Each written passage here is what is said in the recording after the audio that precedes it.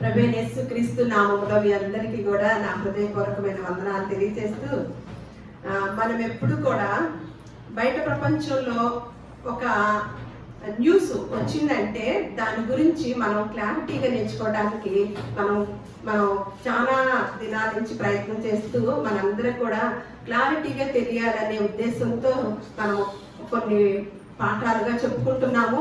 Bible గ్రంథంలో కూడా బయట వచ్చే వార్తలకి బైబిల్ గ్రంథాన్ని జోడించి మనం ఎప్పుడు కూడా నేర్చుకుంటూ ధైర్యపడుతూ ధైర్యంగా ఉండటానికి, అలాగే మనము బలము కలిగి, విశ్వాసం కలిగి, నమ్మకం కలిగి, ప్రోత్సాహాన్ని పొందుకుంటూ ముందుకు వెళ్తూ ఉన్నాం అన్నమాట. అదే అలా చేస్తున్న వాటిలో నుంచే మనము ఇప్పుడు ఈ మధ్య కాలంలో వార్త అన్నమాట. ఇది ఖచ్చితంగా ఈ మధ్య కాలంలో వార్త కాదు, కానీ ఈ మధ్య కాలంలో తీసుకొచ్చారనమాట. ఏంటి అంటే మరి ఎస్సీ రిజర్వేషన్లు అనేది రద్దు చేస్తారు అనేది మనకి బయట మీరు అందరూ వింటున్నారు అనమాట. ఏమనంటే మొదటి నుంచి కూడా కొన్ని బయట ప్రపంచమే కులాలకి సంబంధించింది అయ్యి మరి నేను ఇలా అన్ని న్యూస్ వింటున్నప్పుడు అందరూ చెప్తున్న మాట ఏంటంటే, వారు క్రైస్తవ మతం తీసుకున్నారు కదా, క్రైస్తవ మతంలో కులాలు అనేది లేదు, సమానత్వము ఉంది అని తెలియజేస్తూ అందరి నోటల్లో కూడా ఆ మాట విన్నప్పుడు నేను వాటి గురించి మీకు వివరిస్తాను. కానీ వాటికి బాధపడినప్పటికీ కూడా ప్రతి దేవుణ్ణి ఎరగని ప్రజల నోటి నుండి కూడా ఆ మాట వింటున్నప్పుడు నేను చాలా సంతోషపడ్డానండి. అంటే ఒక పరిశుద్ధ గ్రంథము, ఒక క్రైస్తవ్యంలో మాత్రమే సమానత్వము ఉంది, ఇందులో కులం అనేది సంబంధం లేదు అని వారు చక్కగా చెప్తున్నారు అన్నమాట. ఈ సందర్భాన్ని బట్టి కొన్ని విషయాల్లో మనకేం కలిగిద్దంటే, కొంతమందిని బాధ పెట్టేటప్పుడు ఆ బాధే మనకి చూస్తూ ఉంటాం అనమాట. ఆ బాధ కాదు, ఆ బాధల్లోనే మనము దేవుని యొక్క గొప్పతనాన్ని, దేవుని యొక్క నామాన్ని మహిమపరిచే విధానాన్ని మనం కనుక్కోవాలి. ఆ దృష్టితో చూస్తే గనక నేను ఇంకా సంతోషపడటం జరిగింది అనమాట. ఈ పరిశుద్ధ గ్రంథము సమానత్వము అని అంటే ఇది ఇప్పుడు వచ్చిన చట్టం అనేది కాదు. ఎవరైతే క్రైస్తవులు అవుతారో వారికి ఎస్సీ అనే రిజర్వేషన్లు, అందులో నుంచి వచ్చే రిజర్వేషన్లు ఉండవు. ప్లస్ కులంతో దూషించినప్పుడు అది కూడా పరిగణలోకి తీసుకురాబడదు అని తెలియజేశారనమాట. ఇది అంతటి కూడా 1950లోనే ఈ చట్టం అనేది వచ్చింది. ఎలా వచ్చిందంటే, మన రాజ్యాంగంలో కొన్ని హక్కుల్ని అంబేద్కర్ గారు తీసుకొచ్చారు. ఎందుకంటే ఆ రోజుల్లో పూర్వకాలంలో కులాలుగా, వర్ణాలుగా, వర్గాలుగా, వర్ణ వ్యవస్థ, కుల వ్యవస్థ అనేది ఎప్పుడైతే వచ్చిందో అక్కడ నుంచి కూడా అంటరాని కులము అనేది ఒక కులాన్ని కేటాయించినప్పుడు అప్పుడు రోజుల్లో అగ్ర కులాలు అనేవారు ఆధిపత్యం చేస్తూ వారికి వారి యొక్క దేవాలయాల్లోకి వెళ్ళే అవకాశాన్ని అంటరానితనంలో ఉన్న దళితులకి కొంతమందికి అవకాశం లేకుండా పోయిందనమాట. అలాంటి సమయంలో ఏమవుతుందంటే మిషనరీలు వచ్చి మనకి ఈ రాష్ట్రాలకి మిషనరీలు వచ్చి వారేం చేశారంటే, వారే చెప్పారు కదా చెప్పకనే, ఇది బైబిల్ గ్రంథం అంతా కూడా సమానత్వము, అందరినీ ప్రేమించాలి అని కరాఖండిగా చెప్పిన గ్రంథము. ఇందులో కులము, మతము అనేది, వర్ణాలు, వర్గాలు ఏమీ లేవు అని ఎప్పుడైతే తెలుసుకున్నారో కొంతమంది మిషనరీలు వచ్చి వారు ఏం చేశారంటే ఎప్పుడైతే వీళ్ళు వివక్ష చూపించారో వారికి దేవాలయాల్లోకి వెళ్ళి దేవుణ్ణి ఆరాధించుకునే అవకాశాన్ని, అసలు ఒక మనిషిలాగానే చూసే విధానాన్ని పూర్వ దినాల్లో లేకుండా పోయిందనమాట. కొన్ని కులాలుగా విభజించుకొని మనం ఎప్పుడో చెప్పుకున్నాం ఆ విధానాన్ని. తలలో నుంచి వచ్చిన వారిని ఒకళ్ళని, భుజాల నుంచి వచ్చిన వారిని ఒకళ్ళని, అలాగే నడుములో నుంచి వచ్చిన వారిని ఒకళ్ళని, కాళ్ళు, పాదాలు ఇలా చివరిగా అంటరానితనంగా చేసి వారికి అసలు ఆ బజార్లో వెళ్ళే హక్కు లేకుండా ఈ మధ్య కాలంలో మళ్ళా ఒక న్యూస్ విన్నాను. ఏంటి అంటే ఒక వ్యక్తి చనిపోతే ఆ బజార్లో కూడా తీసుకెళ్లకుండా ఒక వర్గం వాళ్ళు పోట్లాట జరిగిందని మనము అందరూ విన్నాం అనమాట. అవన్నీ విన్నప్పుడు ఎంత బాధ కలుగుతూ ఉందోనండి. అంటే మనం అసలు దేవుడు అని సేవిస్తున్నాం కదా. దేవుడు అన్నప్పుడు ఇలా మతాలుగా, కులాలుగా, వర్గాలుగా, వర్ణాలుగా, వ్యవస్థలుగా విభజించుకుంటారా? మరి ఆ దేవుడు ఏం చెప్తున్నాడు? వారు చేసే ఆరాధన చేసే దేవుడు ఏమని చెప్తున్నాడు? దేవుడు మరి ఇలాంటి విధానాలు కలగచేస్తాడా? దేవుడికి ఇందాక అన్నారు కదా అచ్యుతరావు గారు, ఎండకి సూర్యుడికి కులం లేదు, చంద్రుడికి కులం లేదు, వర్షానికి కులం లేదు, వేటికి కులం లేదు. మరి మనకెందుకు కులాలు? అవి ఏమన్నా సమానంగా పంపిస్తున్నాడా దేవుడు అందరికీ? మరి మనకెందుకు ఈ తేడాలు? అలా నీ పోకటం ఏంటి? రోడ్డు అనేది ఎవరికి సొత్తండి? ప్రభుత్వాన్ని ఎవరెవరు నిర్ణయించుతారండి? అందరూ కలిసి నిర్ణయించుతారు కదా. ఇంత చదువులు చదివి ఇంత టెక్నాలజీ పెరిగిన కాలంలో కూడా ఇంకా అక్కడక్కడ జరుగుతున్నప్పుడు ఎంత బాధేస్తుందోనండి, ఎంత బాధేస్తుందో. అలాంటి టయాల్లో ఆ రోజుల్లో అయితే ఇంకా వివక్ష ఉండేదన్నమాట. ఆ సమయాల్లో మరి మిషనరీలు వచ్చి దేవుని యొక్క ఇందాక అంత ముందు కూడా మీకు మనం ఎప్పుడో చెప్పుకున్నాం, అన్ని రకాల వారు వచ్చి ఆరాధించే దేవాలయం ఏదైనా ఉందంటే అది ఒక్క చర్చి మాత్రమే, అది క్రైస్తవత్వం మాత్రమే అన్నమాట. నేను తర్వాత క్రైస్తవ్యం గురించి కూడా వివరంగా చెప్తాను. అది ఒక్కటే ఒంటరిగా బయట భూలోకంలో ఎత్తైన ప్లేస్ లో నిలబడిందండి. అన్ని రకాల వారికి ఆదరించేది, సేద తీర్చుకోవటానికి, బలపడటానికి, తృప్తి చెందటానికి, ఓదార్పు పొందుకోవటానికి. దేవుడు మాట్లాడితే ఓదార్పు పొందుకోవాలని, దేవుడు మాట్లాడితే బలపడాలని, దేవుడు మాట్లాడితే ధైర్యం తెచ్చుకోవాలని. మనకి ఎందుకంటే భక్తి మనకి ధైర్యాన్ని పుట్టించిందండి. మనకి యోబు గ్రంథంలో యోబు గారు ఎన్నో సమస్యలు వచ్చినప్పుడు, ఎంతో దారుణమైన సమస్యలు, బాధల్లో ఉన్నప్పుడు వాళ్ళ స్నేహితుడు వచ్చి తను చేసే భక్తి విధానాన్ని తెలుసుకొని, నీ భక్తి నీకు ధైర్యం పుట్టించదా అని మాట్లాడతాడన్నమాట. అంటే భక్తి మనకి ఏం పుట్టించింది? ధైర్యాన్ని పుట్టించాలి, సమాజంలో ఒక స్థానాన్ని పుట్టించాలి, సమాజంలో నేను ఒక వ్యక్తిని, నా దేవుడు నన్ను సృష్టించాడనే ధైర్యాన్ని పుట్టించాలన్నమాట. అలాంటి సమయాల్లో, అలా లేని సమయంలో మిషనరీలు వచ్చి ఆ వ్యక్తుల్ని ఆదరించి అన్ని రకాల సౌకర్యాలను కూడా కలగచేసి, చదువు అనేది లేకుండా, వాళ్ళకంటూ ఒకటేది కూడా తెలుసుకోకుండా, అలాంటి సమయాల్లో ఆ మనుషులకి, ఆ వ్యక్తులకి, ఆ వారికి ఇటువంటి అవకాశం కలిగించినప్పుడు, అప్పుడు అంబేద్కర్ గారు కూడా ఒక మాట కొన్ని పరిశీలించి, ఇలా వీళ్ళు తక్కువ చేసి అలా గుడిలోకి రానివ్వటలేదు కాబట్టి వీళ్ళకి కొన్ని రాయితీలు కల్పించాలి. వీళ్ళకి ఉద్యోగాలు లేవు, చదువులు లేవు, ఎప్పుడు కూలి పనులు చేసుకుంటూ అందరి అగ్ర కులాల వారికి, అసలు కులం అంటమే నాకు చాలా కోపంగా ఉందండి. వారికి వారి కింద ఉండటము, వారికి పని చేయటము ఇలాంటివన్నీ జరుగుతున్నాయి. కాబట్టి వీళ్ళకంటూ కొన్ని రాయితీలు చేయాలని చెప్పేసి ఒక చట్టాన్ని తీసుకొచ్చారనమాట.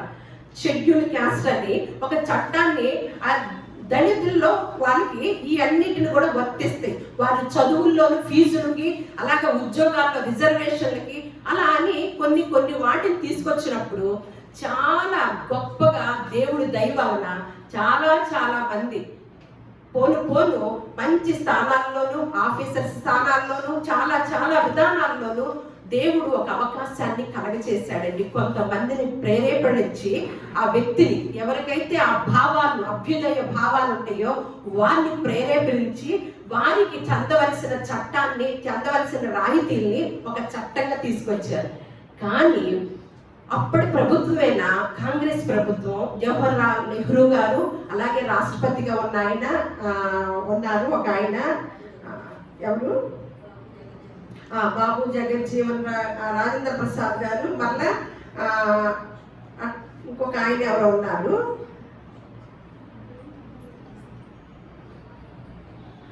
వాళ్ళు ఏం చేశారంటే, అంబేద్కర్ గారు ఏమన్నా ఇలాంటి చట్టాన్ని తీసుకొస్తే వారు దొడ్డిదారిన ఇంకొక చట్టాన్ని తీసుకొచ్చారండి. దొడ్డిదారిన ఇంకొక చట్టం ఏంటి అంటే, ఇందులో దళితులు ఉన్నవారు కదా, ఇది హిందూ దేశం కదా, ఇందులో వారు క్రైస్తవులుగా కనుక మారితే ఇవి రాయితీలు చెల్లవు అని అప్పుడే 1950లోనే చట్టాన్ని తీసుకొచ్చారు. ఇది తెలుసుకున్న వ్యక్తిగా అంబేద్కర్ గారు ఆయన ఎందుకు దొడ్డిదాన్ని తీసుకొచ్చారు అని నేను ఎందుకు చెప్తున్నానంటే, నేను ఈ మధ్య కాలంలో అన్ని పరిశోధించినప్పుడు అంబేద్కర్ గారి యొక్క విధానం కూడా తెలుసుకొని ఆయన ఒక మెసేజ్, ఒక స్పీచ్ ఒక బోధ చేసేటప్పుడు ఏమన్నాడంటే, నేను హిందువునే కానీ హిందువుగా చచ్చిపోవాలని లేదు నాకు అని తెలియజేశాడనమాట, బాధపడ్డాడనమాట. తనకు ఒక చట్టాన్ని తీసుకొచ్చినప్పుడు వీళ్ళు దాన్ని యాడ్ చేసి ఆ రోజుల నుంచే ఇప్పటి వరకు కూడా కొనసాగుతూనే ఉంది. మరి ఇప్పుడు ఎందుకు అమల్లోకి వచ్చిందని అందరూ మాట్లాడుతున్నారు అంటే, చాలా మంది ఒక పాస్టర్ గారి ద్వారా ఇలా జరిగిందని కేసు పెట్టారు, కుల మాటతో తిట్టారు అని. ఇప్పుడు ఏం చేశారంటే అది కూడా లేదు. మీరు క్రైస్తవంలోకి వెళ్ళారు కదా, ఈ అన్ని రాయితీలు మీకు చెల్లవు. దళిత క్రైస్తవులంట, దళిత హిందువులంట. దళిత హిందువులకు మాత్రమే రాయితీలు, దళిత క్రైస్తవులకి చెందవు. అసలు క్రైస్తవ్యంలోకి వెళితే అప్పుడే జీవితాలు మారిపోయి వాళ్ళకి ఏమైనా వచ్చేస్తాయా? ఇది విధానం ఏంటి? ఇది ఆత్మీయ అనుబంధం అన్నమాట, దేవునితో మనసుతో సంబంధించిన విషయాలన్నమాట. ఇది అంతా కూడా ఈ భక్తి అనేది మనసుకు సంబంధించిన విషయాలే కానీ శారీరకంగాను, కుటుంబాల్లో, ఆర్థికంగాను అన్ని విషయాల్లో లాభాలు వచ్చే విధానమా కాదు కదా. ఎప్పుడైతే భక్తికి వెళ్ళి చర్చిలకు వెళ్ళారు అని ఒక క్రైస్తవుడిగా గుర్తింపు పొందుకున్నారు అంటే వీళ్ళకి కట్ చేయండి అన్నప్పుడు అసలు అంత ఆలోచన చేయాలి కదా. వాళ్ళు ప్రార్థన చేసుకోవడానికి మందిరాలకు వస్తున్నారు, వాళ్ళ జీవితాలు బాగుపడిపోతాయా? వాళ్ళకి ఉద్యోగాలు వచ్చేస్తాయా? వాళ్ళ పిల్లలకి ఏది ఆర్థికంగా ఏమి ఉండదా? ఉంటాయి, అన్నీ ఉండిపోతాయా? చూడండి ఎలాంటి విధానాన్ని తీసుకొచ్చి, ఎప్పుడైతే క్రైస్తవ్యం అంటేనే ఒక రకమైన ఆ విధానంలో ఈ ప్రభుత్వాలు ఉండటం ద్వారా దీన్ని ఇంకా లేపుతూ ఉన్నారనమాట. అయితే నేను క్రైస్తవులకి చెప్పే విధానం, ఒక ఆయన మాట్లాడుతున్నాడు, ఇందులో కులాలు ఉండవు కదండి, కానీ ఇందులో కూడా కులాలు పెట్టుకుంటారండి తోకలు, పాస్టర్లు, వారి కులాలు. నాకు ఎందుకు బాధేస్తుందంటే, పరిశుద్ధ గ్రంథంలోనే ఒక దేవుణ్ణి ఎరగని వారు, ఈ పరిశుద్ధ గ్రంథం తెలియని వారు అసలు సమానత్వం అనేది పరిశుద్ధ గ్రంథం యొక్క ప్రత్యేకత కదా, అందులో కులము అనేది లేదు కదా, వెళ్ళిన వారు కూడా కులము లేదు అని వారు ఉన్నారు అనుకొని ఒప్పందం చేసుకుని వెళ్ళారు కాబట్టి మేము ఈ రాయితీలు లేవు అన్నారు. కానీ కొంతమంది పాస్టర్లు వారి పేరు వెనక ఏం పెట్టుకుంటున్నారండి? అంటే ఏం తెలుసుకున్నారండి? ఈ పరిశుద్ధ గ్రంథాన్ని ఎలా పరిచయం చేయాలనుకున్నారు? ఏమన్నా అప్పటి రోజుల్లో అదే చెప్పటం, ఆ ప్రజలకు ఏదో ఇచ్చి, ఒక ఆయన అంటారు తెలిసి అంటున్నారో తెలియదు, వాళ్ళకంట ఒక్కొక్క పాస్టర్ గారికి ఒక్కొక్క టార్గెట్ ఉంటుందంట. ఆ టార్గెట్ రీచ్ అయితేనే మాత్రమే వాళ్ళకి జీతాలు వెళ్తాయి అంట, ఇంతమందిని మతంలో దించేయాలి అని టార్గెట్ అంట. వాళ్ళకి ఆయనకు ఒక పాస్టర్ గారు చెప్పారంట. నేను ఒక మాట చెప్తాను. పంచదార ఎలా ఉంటుందండి? పంచదారని ఇక్కడ మనకి ఆంధ్రాలో ఏమంటారు, మన తెలుగు భాషలో పంచదార. మరి మహారాష్ట్రలో ఏమంటారు దాన్ని? ఏదో వాళ్ళ భాషలో మాట్లాడతారు. ఇంగ్లీష్లో ఏమంటారు?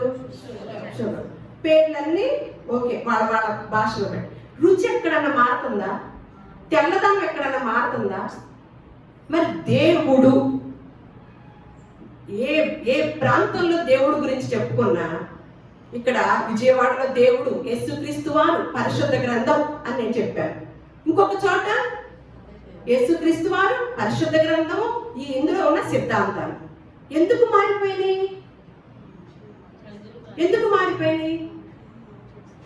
అందుకనే ఈ క్రైస్తవులు, క్రీస్తును ధరించుకున్న వారు పోరాటం చెయ్యాలని అనేక మంది పిలుపునిస్తున్నారు అన్నమాట.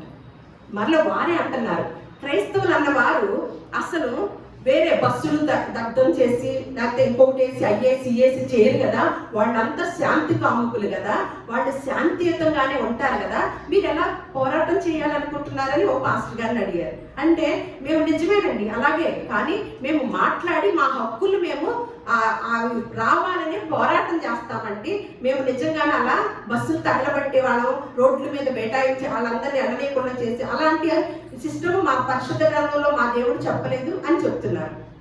అయితే అసలు దేవుడు దేని గురించి పోరాటం చేయమన్నాడండి? దేని గురించి పోరాటం చేయమన్నాడు? సాక్షాత్ యేసుక్రీస్తు వారి యొక్క సహోదరుడైన యోధా గారు ఒక మాట చెప్తున్నారండి. యోధా రాసిన పత్రికలో ఒక అధ్యాయమే ఉంటుంది, 3వ వచనంలో ఒక మాట చెప్తున్నారండి.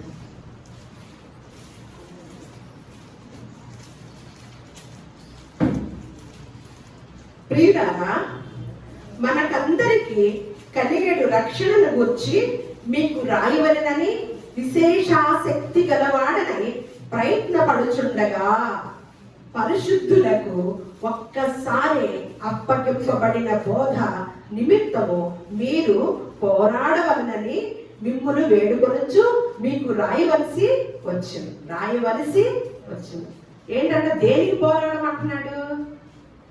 లేఖనములు ఎందే నిత్య జీవం ఉంది. క్రైస్తవ్యం అంటేనే సమానత్వము.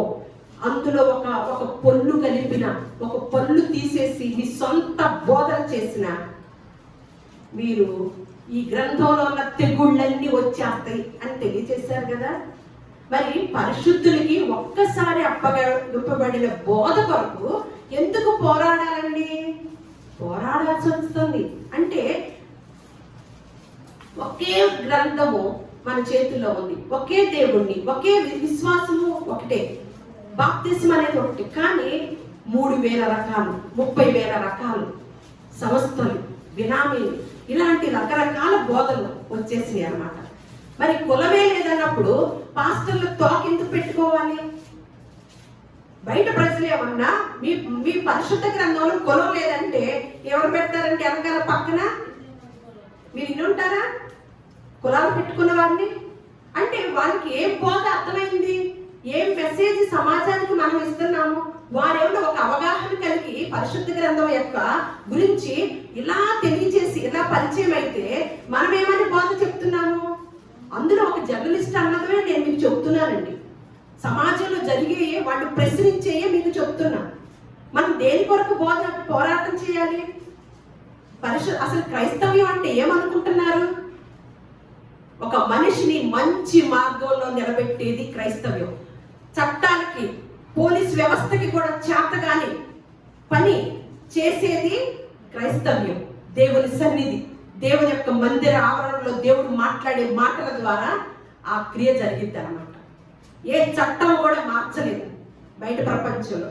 ఏ వ్యవస్థ కూడా ఒక వ్యక్తిని మంచి వ్యక్తిగా తీర్చిదిద్దలేదు.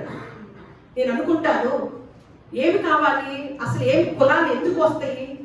ఎందుకు ఈ పోట్లాట్లు? 2గా పెట్టాలి. అగ్ర కులాలు అన్న వాళ్ళకి పేదలు లేరా? వాళ్ళకి రాయితీలు కావద్దా? అలాగే ఇలా ఇన్ని రకాల అగ్రాన్ని మనం మీకు అర్థం అవ్వాలని నేను మాట్లాడుతున్నాను. అసలు అవసరం లేదు. 2 మాట్లాడుకోవాలి. ఒకటి ధని కులం, 2 పేద కులం. ఎవరైతే ఏ కుటుంబం పేద కుటుంబంగా ఉంటుందో ఆ పేద కుటుంబానికి రావాల్సిన రాయితీలు వస్తాయా అండి? వారు ఎప్పుడు పేదవాళ్ళుగానే ఉండిపోవాలి. ధనికులు ఎప్పుడు ధనికులుగానే పెత్తనం చేయాలి, పొందుకోవాలి. ఒకసారి ఆలోచన చేయండి. కానీ పరిశుద్ధ గ్రంథం ఏం చెప్తుందండి? పేదరికం గురించి నేను ఈ గ్రంథం యొక్క విశిష్టత చెప్తానండి. ఎప్పటి నుంచో చెప్పుకుంటున్నాం.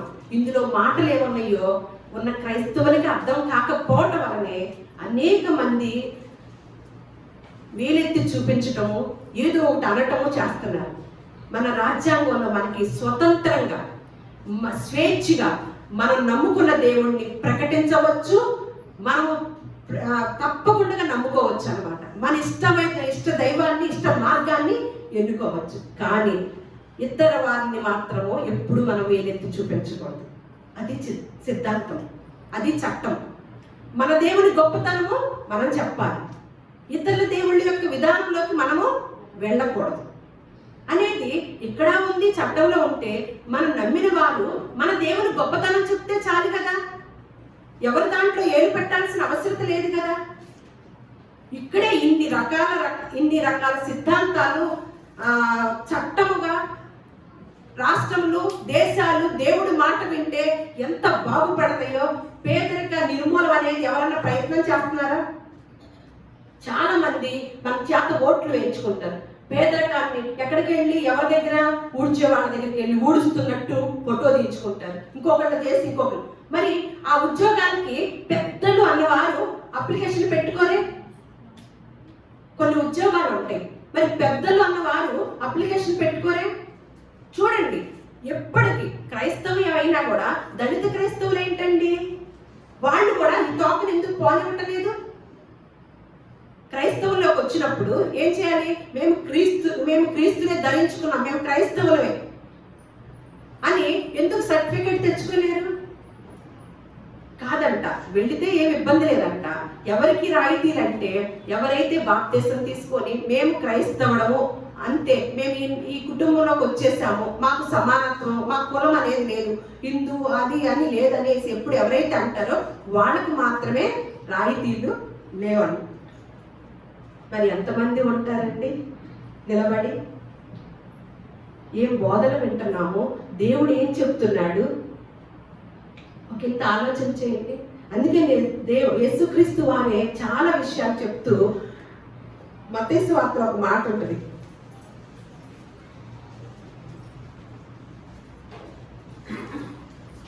10వ అధ్యాయము 28వ వచనం. మీరు మరియు ఆత్మను చంపనేరక దేహమునే చంపు వారికి భయపడకుడి గాని ఆత్మను దేహమును కూడా నరకంలో నశింపచేయగల వానికి మిక్కిలి భయపడడి. ఎందుకంటే 30వ వచనం, మీ తల వెంట్రుకలన్నీ లెక్కింపబడి ఉన్నవి గనుక మీరు భయపడకుడి. మీరనేకమైన పిచ్చుకుల కంటే శ్రేష్ఠులు. మనుష్యుని ఎదుట నన్ను ఒప్పుకొని వాడెవడో పరలోకమందున్న నా తండ్రి ఎదుట నేను వారిని ఒప్పుకుంది. మనుషుని ఎదుట ఎవడు నన్ను ఎరగననో వారిని పరలోకమందున్న నా తండ్రి ఎదుట నేను. ఒక మనుషుని ఇంటి వారే అతనికి శత్రువులవుతుంది. ఇక్కడ ఎన్ని తర్వాత వచ్చినారు మీకు ఎక్కడెక్కడ సమాధానం లేక ఏమవుతుంది? ఒక వ్యక్తి ఏమన్నా దేవుడిని నమ్ముకుంటున్నారు, ఒక కుటుంబంలో ఒక వ్యక్తి ఏమన్నా నమ్మటల్లా, ఇక్కడ రాయితీలు పోతాయి. ఏమవుతుంది అప్పుడు? ఇద్దరికి తగులు, సమాధానము లేదు. మరి ఇది ఎందుకు స్పష్టంగా రాయించారు? ఇప్పుడు ఒక పెద్ద పరీక్షా కాలం అండి. క్రీస్తును ధరించుకున్న వారికి పెద్ద పరీక్షా కాలం. రక్షణ పొందువారు చాలా మంది అంట, అనేక మంది. కానీ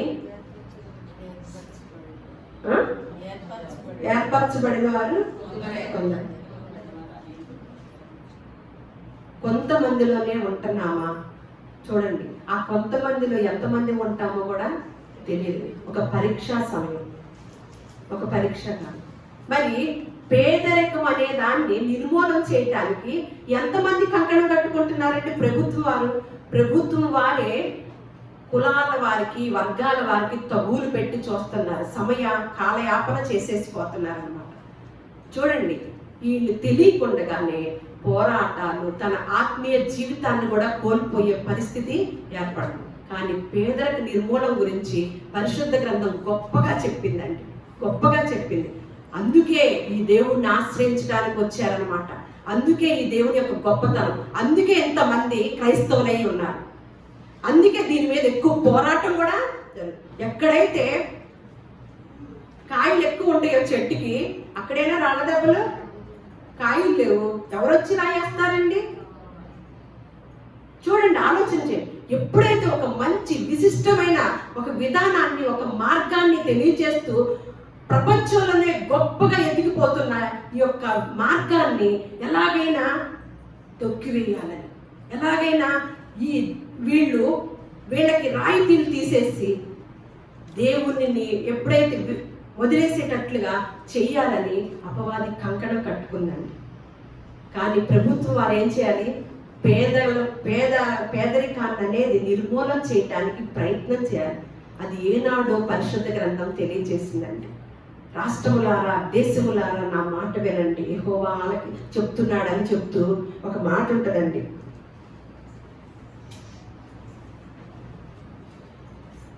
కీర్తన గ్రంథము 81వ అధ్యాయము 4వ వచనం.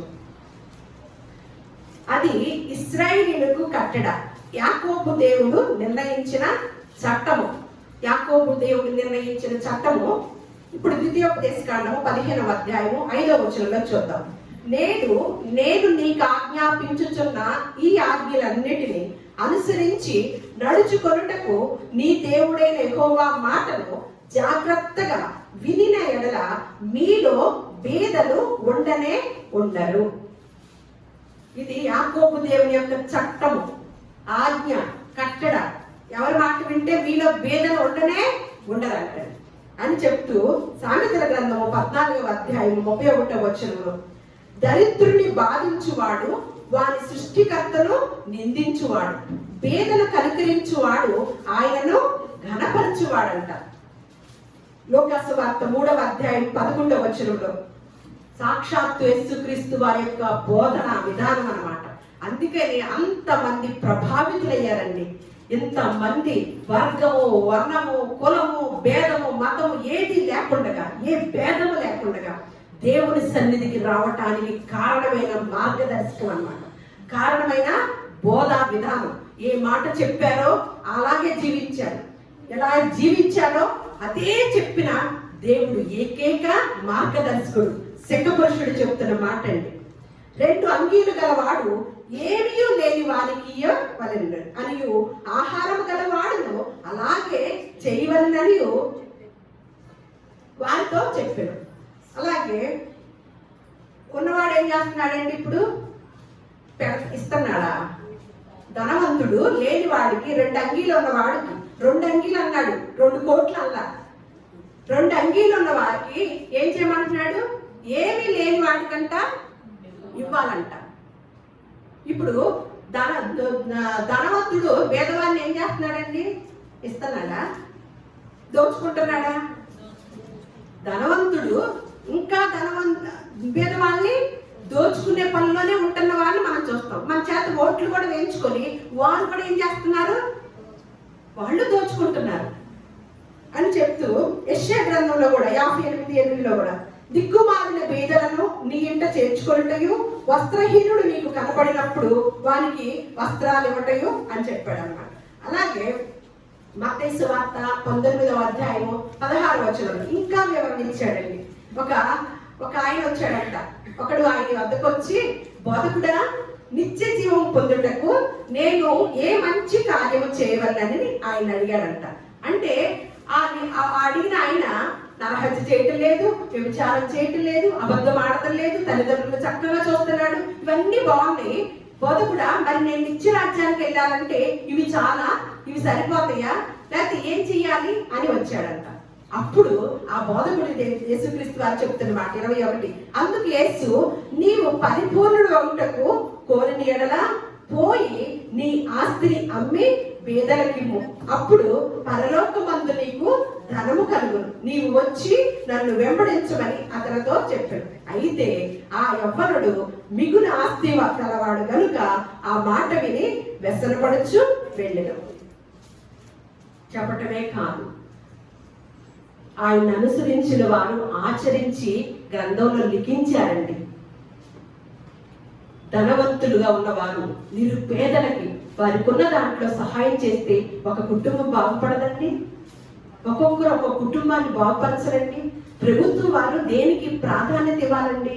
ఈ రాయితీల ప్రభుత్వం వారు 2 చోట్ల దోచుకునే వారు ఉన్నారన్నమాట. ఒకటి విద్య దగ్గర, చదువుకునే చోట ఫీజులు ప్రభుత్వం వారికి ఇవ్వకుండా ప్రైవేట్ వారి యొక్క పరవైపోయి మనుషులు భరించలేని ఫీజులు. అలాగే రోగాలు వస్తే ఎలా ఉంటున్నారండి? లక్షలు 2 చోట్ల వెళ్ళిపోతాయండి డబ్బులన్నీ. పేదలు మంచి ఆరోగ్యాన్ని పొందుకోవడానికి, మంచి వైద్యం చేయించుకోవడానికి కూడా లేని పరిస్థితిలో హాస్పిటల్స్ ఉంటుంటే దేన్ని నిర్మూలన చేయాలండి? వచ్చిన రాయితీలు తీసేయటానిక? ఎందుకు మీకు అక్కసు? ఒక దేవుడిని నేను నమ్ముకుంటే ఏంటి? ఆ దేవుడు ఏం చెప్తున్నాడు? మీ సమాజము, మీ చట్టము, మీ వ్యవస్థ మార్చలేదు, ఈ దేవుడు మారుస్తున్నాడు కదా. అది మీ సమాజానికి పనికిరాదా? దేశానికి పనికిరాదా? ఒక ఇంత ఆలోచన చేయండి అని చెప్తూ మిగులు ఆస్తి గలవాడు కనుక ఏమైందంట, వ్యసనపడదు. అపోస్తుల కార్యములు 2వ అధ్యాయం 4వ వచనం. విశ్వసించిన వారందరూ కూడా ఈ మాటలు, ఈ మార్గాన్ని తెలుసుకున్న వారందరూ ఆ రోజుల్లో ధనికులు, క్రీస్తు శకంలో 50వ శతాబ్దంలో ఆ ధనికులందరూ ఏం చేశారో చూద్దాం. విశ్వసించిన వారందరూ ఏకముగా కూడి తమకు కలిగినదంతయు సమిష్టిగా ఉంచుకొని ఇదియో కాక వారు తమ చర స్థిరాస్తులను అమ్మి అందరికి వారి వారి అక్కర కొలది పంచిపెట్టిరి.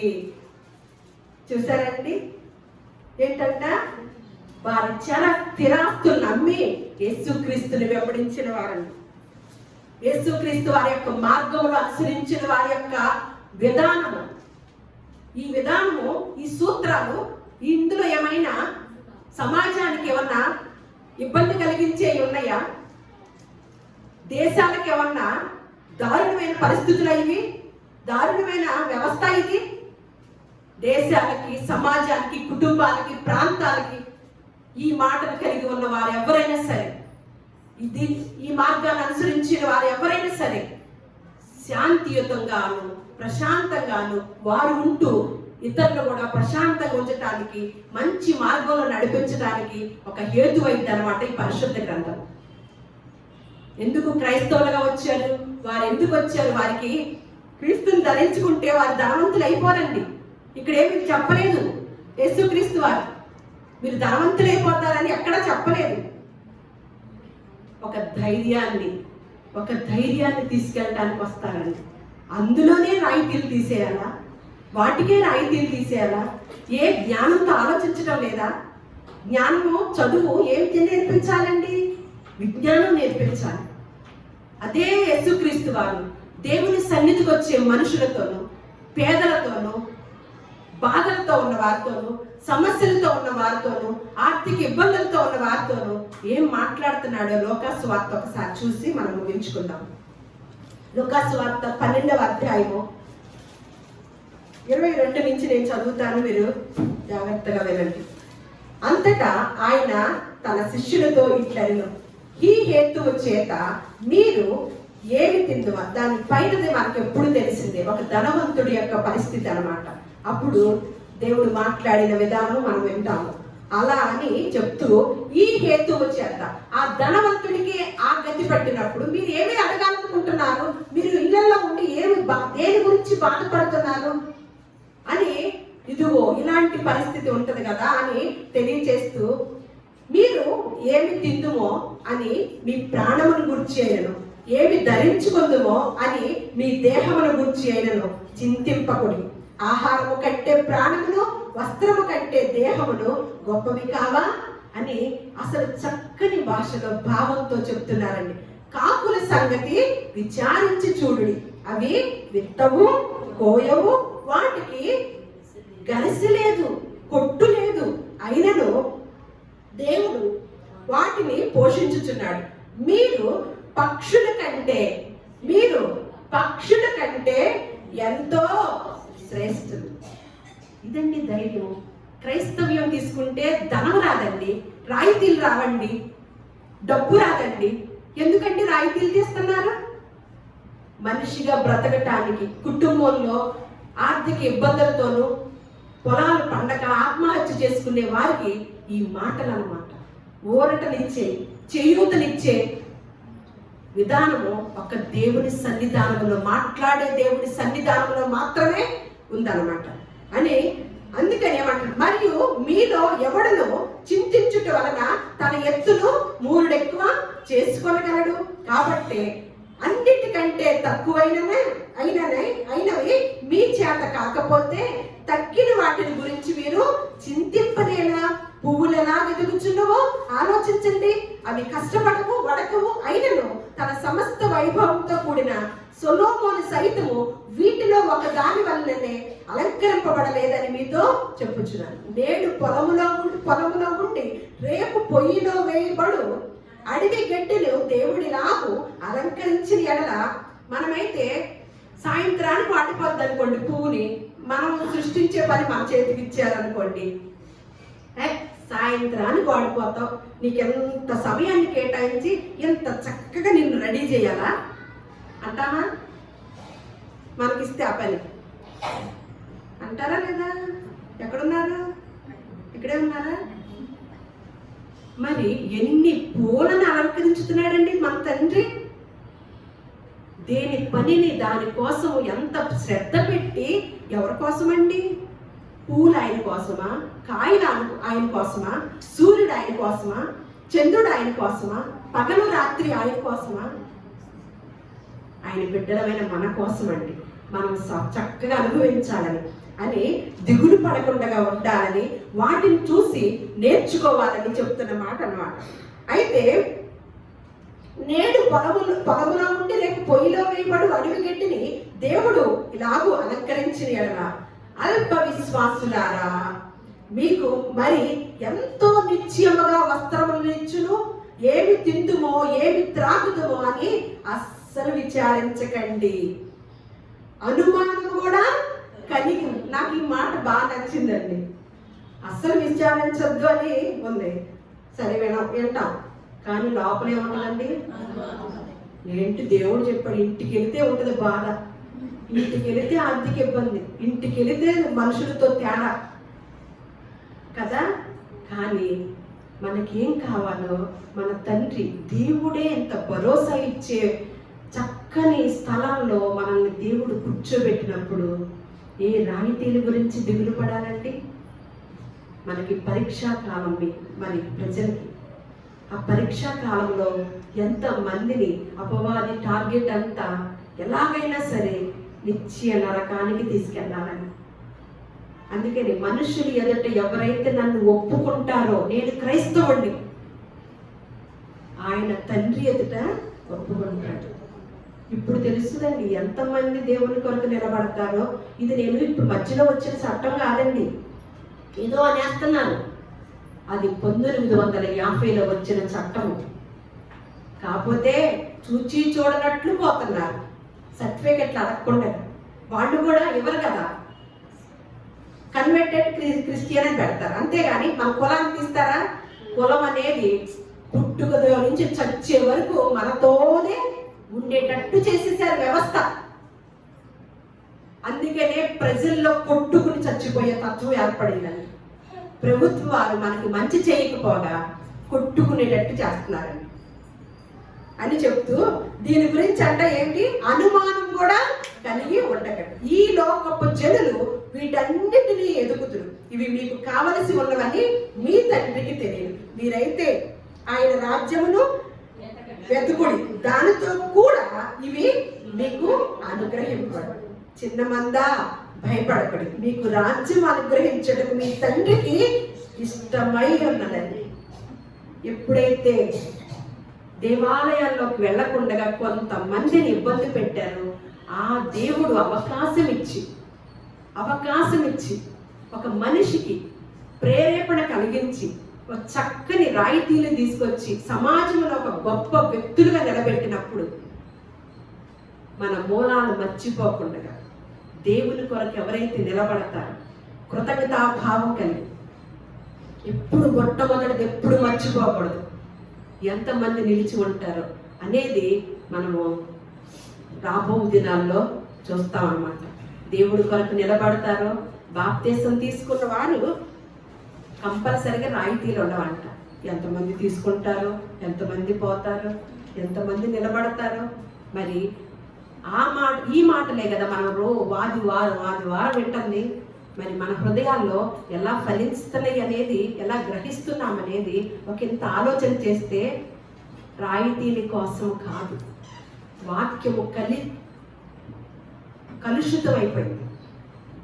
తారుమారు చేసి ఎవరికి ఇష్టమైనట్టుగా వారు బోధ చేసుకొని వచ్చేవారు కూడా, వాళ్ళకు కూడా ఏ బోధ కావాలండి? ఈ బోధ కావద్దు.